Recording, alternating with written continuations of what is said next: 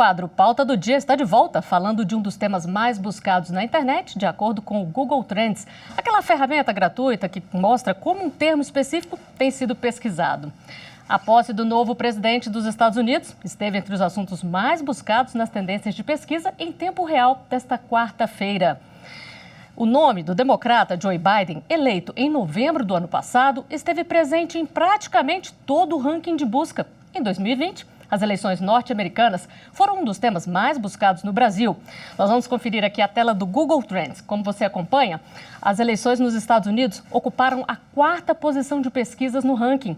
Os chefes do Poder Executivo, o ex-presidente Donald Trump e o recém-empossado Joe Biden, também lideraram as buscas de personalidades no ano passado, ocupando a 1ª e a 3ª posição na lista do Google Trends. Agora nós vamos conhecer um pouco mais do presidente democrata. Joe Biden, com 78 anos, é o 46º presidente dos Estados Unidos e o mais velho a ocupar o cargo na história do país. Sob risco de atentado e com mais militares do que público, ele prestou juramento diante do Capitólio em Washington. A chapa democrata também é composta por Kamala Harris, primeira mulher negra a ocupar a vice-presidência do país norte-americano. O republicano Donald Trump, agora ex-presidente, não compareceu à cerimônia, quebrando o protocolo ao deixar a Casa Branca antes da chegada de Joe Biden. Trump é o primeiro presidente em 152 anos a se recusar a participar da posse do sucessor. E para falar sobre o assunto, eu converso agora com o professor de Direito Internacional, Álvaro Castelo Branco, e também com o professor de Direito Internacional e Relações Internacionais, Douglas de Castro. Muito obrigada, boa noite a vocês dois. Obrigada pela participação aqui conosco. Doutor Álvaro, eu gostaria de começar com o senhor. O presidente Joe Biden, ao tomar posse, ele anunciou na manhã dessa quarta-feira, horas antes da posse um pouquinho, uma série de medidas. Entre as principais estão o retorno dos Estados Unidos à Organização Mundial de Saúde e ao Acordo de Paris para o Clima. Gostaria que o senhor fizesse uma análise aí para nós do que muda com isso. Bom, em primeiro lugar, a condução das relações internacionais de qualquer Estado, ela fica a cargo do presidente da República, não é? E o Joe Biden foi eleito democraticamente, então, a partir daí, ele que vai guiar as relações internacionais dos Estados Unidos. Os tratados internacionais, principalmente aqueles que criam organizações internacionais, eles têm cláusulas que garantem a opção de uma renúncia, né? Que foi justamente o que o presidente Donald Trump fez quando ele era o presidente. Então, a possibilidade de retornar a acordos dessa natureza é uma faculdade de cada Estado, assim como é uma faculdade o Estado se retirar, não é? Então, isso aí está dentro de um processo normal de transição, dentro de um processo de ideologia, e isso reforça aí talvez uma visão de multilateralismo maior do Joe Biden do que do presidente Donald Trump. E na visão do senhor, doutor Douglas? Eu concordo com o Dr. Álvaro no sentido de que este é claramente um retorno ao multilateralismo. Nos últimos anos, nós temos observado, e observamos nos Estados Unidos e observamos em outros países, uma postura muito mais nacionalista, o que prejudicou muito, né, as relações entre os países, principalmente dentro dos foros multilaterais.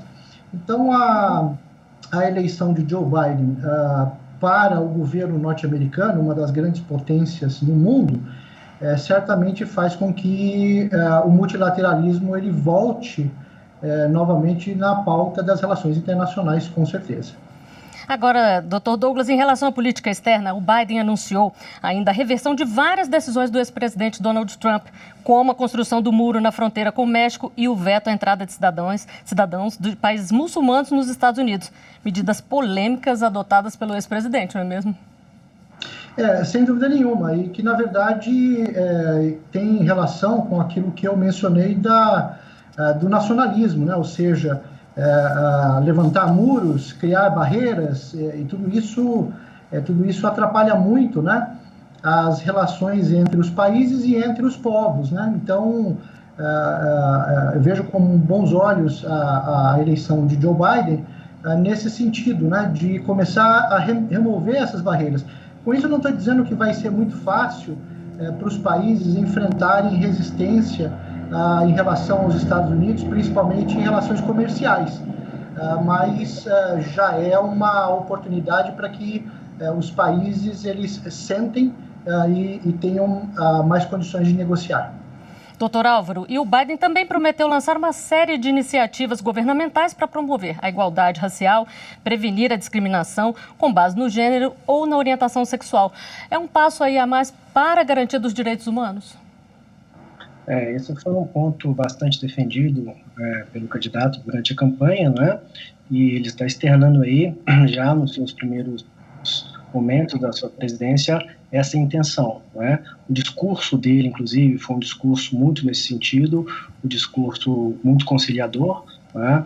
E parece que a pauta do governo americano ela vai ser direcionada mais nesse sentido do que no governo do presidente Trump. Isso pode ter uma repercussão também muito grande em outros estados. E a gente já pode prever aí quais serão os próximos passos do novo presidente, doutor Álvaro? Olha só, como o próprio professor Douglas disse aí, o presidente já anunciou que vai tentar reverter uma série de medidas, né, relacionadas inclusive a questões de imigração. Nós temos aí uma questão que afeta muitos brasileiros, né, foi noticiado ontem que o presidente Trump ele revogou aquela proibição de que pessoas oriundas do Brasil pudessem retornar agora em voos para os Estados Unidos. E também no mesmo dia a imprensa noticiou que o presidente Biden iria revogar essa medida, né? Então a gente está ainda numa fase de muita especulação. Obviamente há muita coisa para o presidente Biden fazer nesse momento, né? E reverter algumas situações como essa questão dos muçulmanos, como a questão do ingresso de brasileiros e mais questões relacionadas à pandemia, né, são aí a grande pauta do presidente Biden. Obviamente também a questão da pandemia, a questão de como vai ser tratada essa questão, seja internamente, seja com as relações internacionais dos Estados Unidos, isso tudo é muito importante. A própria relação também com a China são pautas aí que devem focar esse primeiro momento do presidente Biden. A gente vê por tudo que ele falou hoje que devem haver muitas mudanças. E será que tem mudanças também, doutor Douglas, aí na relação entre Brasil e Estados Unidos a partir de agora?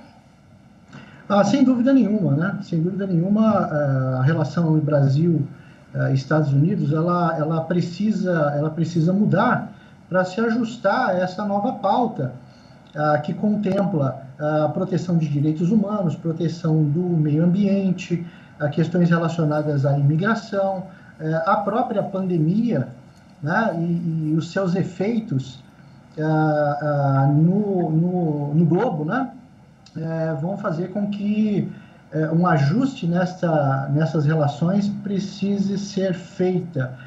Eu parto da premissa de que muita coisa é dita durante as campanhas eleitorais e, eventualmente, em algumas situações, mas que, ao final e ao cabo, nas relações entre países, da condução da política externa, precisa haver um certo pragmatismo, né? E é exatamente isso que eu espero, principalmente das relações, ou do Ministério das Relações do Brasil em relação aos Estados Unidos e até então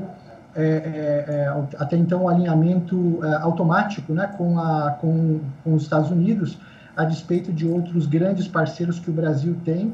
Aliás, parceiros estes, muitos deles que fazem parte do BRICS, e se nós pensarmos bem, 3 parceiros do BRICS são produtores de vacina e produtores de insumos para vacina, né? A China, a Rússia e a Índia. Então, acho que nós vamos ter que nos aproximar mais desses países agora também. Pois era isso que eu ia perguntar para o senhor justamente na sequência. As relações internacionais aí, o Brasil vai ter que mudar bem o jeito de tratar agora com o novo presidente? Sem dúvida nenhuma, porque a situação demanda, né? Demanda o diálogo, né? E o diálogo mais amplo, mais aberto, não tão restrito como foi até agora com o governo Trump, que se alinhava com alguns países em razão só da ideologia e a gente sabe que só a ideologia ela não pode ser utilizada para a condução de política externa, né? Ou seja, o pragmatismo também precisa permear essas relações. Doutor Álvaro, a gente já citou aqui a pandemia e nos Estados Unidos foram mais de 400 mil mortes. O Joe Biden assume num momento difícil, não só com a pandemia, mas também ele tem a missão de comandar uma nação dividida e devastada pela crise econômica. É uma missão importante aí a ser levada e é difícil, né, doutor Álvaro? Os Estados Unidos ele vive um momento realmente de dicotomia, né? Um momento de radicalismo, que pode complicar ainda mais diante do cenário do processo de impeachment do presidente Donald Trump, que ainda está em aberto, né? Nós tivemos aí o juízo de admissibilidade do processo de impeachment. O processo de impeachment nos Estados Unidos ele tem uma certa semelhança com o processo brasileiro e algumas diferenças também, né? E aí, na diferença, nós temos um ponto muito importante, porque no Brasil é muito claro que quando você tem um impeachment, você tem a destituição do presidente do cargo e a suspensão dos direitos políticos, apesar de, no caso da presidenta Dilma Rousseff, o Senado ter decidido que ela não havia perdido os direitos políticos, tanto que ela conseguiu se candidatar e concorrer às eleições para senadora, não é? Agora, nos Estados Unidos, existe uma discussão sobre as consequências desse impeachment. Não é tão claro que o presidente Trump perderia aí os seus direitos políticos. Isso ficou bem claro no discurso dele de despedida, né? Ele disse que ele vai, de alguma forma, ele voltaria, né? Então, essa discussão aí vai virar uma discussão política e jurídica que fatalmente vai ser extremamente importante para o futuro e para se garantir uma certa estabilidade política que talvez seja o que os Estados Unidos mais precisam nesse momento. O senhor falou aí do impeachment, né? E a gente viu com a grave crise ali que teve com a invasão do Capitólio, que foi um assunto que veio à pauta. O ex-presidente Donald Trump foi aceito o pedido de impeachment dele, mesmo faltando poucos dias para deixar o cargo. Ele tendo deixado o cargo, isso continua em pauta, doutor Álvaro? Então, é justamente essa questão, né? Se discute, porque se você levar ao pé da letra a legislação americana, o procedimento de impeachment ele serviria para remover o presidente do seu cargo, né? Então, a partir do momento que o Trump não é mais o presidente dos Estados Unidos, você não teria um efeito. Há uma corrente que defende que haveria perda do objeto desse processo de impeachment, então ele não precisaria sequer ser votado no Senado norte-americano. Por outro lado, há uma corrente que entende que haveria aí outra consequência, além da perda do cargo, que seria justamente a impossibilidade dele concorrer novamente para o presidente da República. Nos Estados Unidos, você não pode cumprir mais de 2 mandatos. Né? O presidente da República, ao completar 2 mandatos, ele não pode se candidatar para um terceiro mandato. Como ele completou apenas 1 mandato, em tese, ele poderia, nas próximas eleições, concorrer novamente.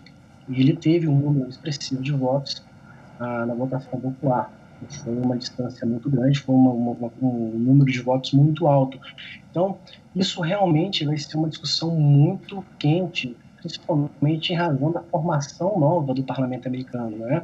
Então, além da questão política, nós temos essa questão jurídica também, que não é clara. E isso mesmo no Brasil, quando é claro que o impeachment acarreta a suspensão dos direitos políticos, acabou sendo abrandada pelo Senado Federal, né? Na decisão lá, o Senado comandado pelo então presidente Lewandowski, foi feita a votação e ele garantiu que a presidente Dilma Rousseff, apesar de sofrer o impeachment, ela manteve os direitos políticos, não é? Então é mais ou menos a mesma questão que vai ser decidida nos Estados Unidos. Quais as consequências do impeachment, já que o presidente Trump deixou hoje o seu cargo, então é irrelevante isso para a ocupação do cargo, mas as consequências aí são muito importantes.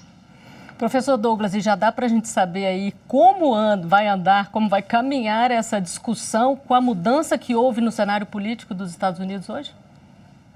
Olha, a tendência nos Estados Unidos, e principalmente no Congresso Nacional, e isso eu digo também amplificado por conta da invasão, né, do Capitólio, na semana passada. Então, eu diria que o presidente Trump, ele até não sofreria um processo de de impeachment, salvo por conta da invasão do Capitólio, que foi assim, algo que mexeu muito com não só com democratas, mas como republicanos, né? A gente precisa entender que, claro, Donald Trump ele recebeu um número expressivo de votos, mais de 75 milhões de votos, né? Mas com a invasão do Capitólio ele perdeu muito desse apoio, porque o Partido Republicano há um espectro ideológico muito amplo dentro do partido, né? E nós não podemos confundir o conservadorismo do Partido Republicano com o trumpismo, que é uma corrente muito mais extrema e muito mais à direita desse espectro. E com isso, o próprio Congresso ele vai refletir nas suas votações aquilo que se observa na sociedade americana, que é uma certa angústia em relação a esta invasão e a possibilidade disso ocorrer, né, na República. Então, eu diria que, é claro, o Congresso Nacional ele tem muitas coisas para tratar agora, né, e principalmente reverter algumas decisões e algumas leis que foram aprovadas, lidar com a questão econômica, o que é muito importante, lidar com a pandemia e a questão da vacinação, que precisa avançar, e ao mesmo tempo vai ter que se dividir com essa situação do impeachment. Que, ao meu ver, ele só irá para frente se o Partido Republicano, querendo excluir Trump da próxima candidatura, das próximas eleições, ele comprar essa briga. Caso contrário, não vai dar em nada, ou seja, ele pode até sofrer o processo de impeachment, mas o mais importante é o que vem depois do processo de impeachment, mais especificamente, porque, como comentou o professor Álvaro, o objeto já se perdeu, ou seja, ele já deixou de ser presidente, mas com os efeitos, né? Os efeitos dessa condenação e quais serão, se haverá uma inegibilidade de Trump para 2024. Doutor Douglas, vamos falar então da economia, que é uma coisa que interessa ao mundo inteiro, porque se reflete em todos os países. A partir do que o Biden falou durante a campanha e das medidas que ele anunciou hoje, o que a gente pode esperar? Olha, a própria pauta da democrata, né, ela implica no reconhecimento de uma grande interdependência existente entre os estados. E isso, na economia, é absolutamente verdadeiro, né? Então, espera-se que ele cada vez mais amplie, né, as discussões que vão ocorrer em vários foros internacionais, principalmente após o esvaziamento da OMC pelo governo Trump. Então, a volta de discussões relacionadas ao comércio internacional, e com isso eu não estou dizendo, por exemplo, que o Joe Biden ele será leve e não será duro em relação à China. Ele será, porque a China é uma coisa que é uma questão que une republicanos e democratas em maior e menor grau, mas que é uma situação a se lidar. Mas ele vai efetivamente trazer para as discussões, reavivar essas discussões na OMC, principalmente, e em outros foros internacionais no que diz respeito à economia, reconhecendo a existência dessa interdependência que existe entre os estados. Doutor Álvaro, e as bolsas, elas reagiram positivamente à posse do novo presidente americano, motivadas principalmente aí pelas medidas anunciadas por ele no combate à pandemia do novo coronavírus. Isso pode ser um sinal? As principais, por exemplo, subiram hoje. Isso pode ser um bom sinal? Sim, e também o dólar parece que caiu no Brasil, né? Pegando até um gancho no que o professor Douglas acabou de falar, um ponto muito interessante que o presidente Biden anunciou também é um pacote de estímulo à economia e ao emprego nos Estados Unidos, com inclusive uma coisa que é um pouco contraditória nos Estados Unidos, né, que é o berço do capitalismo, um pacote assistencial, uma espécie de auxílio emergencial nos Estados Unidos. Já houve no ano passado, o presidente Trump ele enviou um cheque no valor de $1.200 para uma grande parcela da população americana. Agora, no final do ano passado, no início desse ano, foi aprovado um estímulo de $600 e houve até uma discussão. O presidente Trump disse que iria vetar o valor e iria aumentar o valor para $2.000. Ele acabou sancionando no valor de $600 e uma das medidas iniciais, um pacote trilionário, o presidente Biden ele quer que o cidadão americano receba aí um cheque no valor de $2.000 para que possa aí movimentar mais a economia, né, uma espécie de auxílio emergencial. E isso está sendo discutido e há indícios que o próprio Congresso americano concorda com essa medida também. Então, há aí uma série de medidas que devem ser tomadas, para aquecer a economia americana, que realmente, como no Brasil, né, nós estamos vendo aí uma onda muito grande de desemprego, empresas fechando, comércio fechando, tudo em razão da pandemia. Voltando a falar um pouquinho aqui sobre relações internacionais, Dr. Douglas, o governo Trump também redobrou a ofensiva contra o Irã nos últimos dias de sua presidência. Essas decisões importantes aí sobre a política externa podem complicar um pouquinho os planos do presidente Joe Biden? Eu diria que sim e não. Inicialmente, você vai ter ali e você fez a colocação sobre o Irã, mas teve a questão de Cuba e outros embates que ele teve aí com outros países. Sim, porque os países eles já iniciam ali as discussões com um pé atrás, né? Ou seja, olhando para os Estados Unidos com certa desconfiança. E isso, à medida em que ele vai trazendo ali algumas medidas internas e até mesmo busca, né, o diálogo com esses países, o que é próprio dos democratas, nós podemos ver aí um amainamento aí desta situação, né?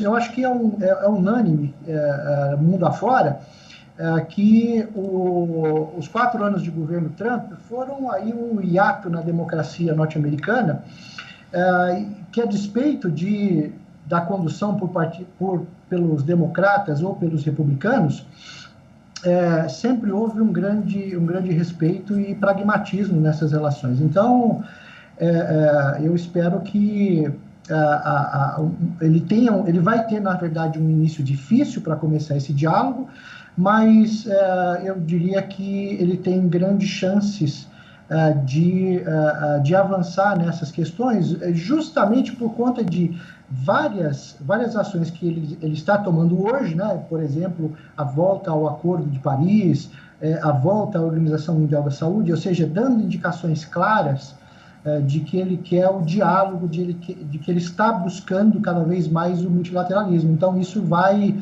certamente aquecer os ânimos para essas conversas posteriores com esses outros países.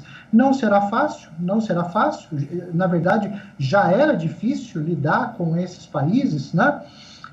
Mesmo antes de Trump, ficou mais difícil agora em razão dessas medidas, mas eu tendo a ser otimista em relação a isso e acreditar na boa vontade para iniciar esse novo jogo nas relações internacionais. Vamos ser todos otimistas e desejamos sucesso ao novo presidente dos Estados Unidos. Nosso programa está chegando ao final. Dr. Álvaro, Dr. Douglas, muito obrigada pela participação de vocês aqui conosco. Obrigado. Obrigado a você. Obrigado. Bom, e essa edição do Jornal da Justiça fica por aqui. Obrigada pela sua companhia. Você pode rever o jornal e o nosso quadro Pauta do Dia no nosso canal no YouTube, TV Justiça Oficial. Até amanhã. Tchau.